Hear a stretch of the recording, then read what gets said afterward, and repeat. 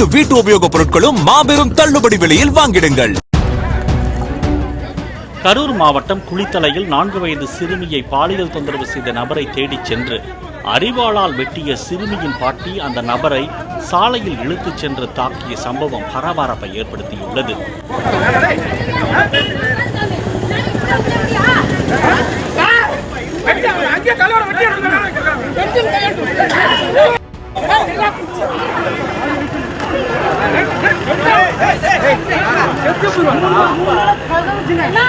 வீட்டின் அருகே விளையாடிக் கொண்டிருந்த சிறுமியிடம் மாணிக்கம் என்ற கட்டிட தொழிலாளி பாலியல் சீண்டலில் ஈடுபட்டதை தனது பாட்டியிடம் தெரிவித்துள்ளார்.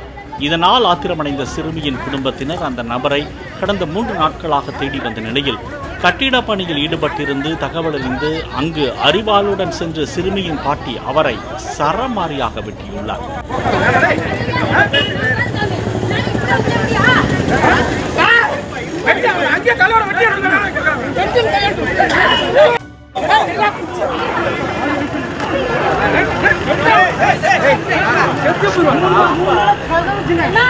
சிறுமியின் தந்தையுடன் சேர்ந்து தாக்கி குளித்தலை காவல் நிலையத்திற்கு சாலையில் இழுத்துச் சென்றுள்ளனர்.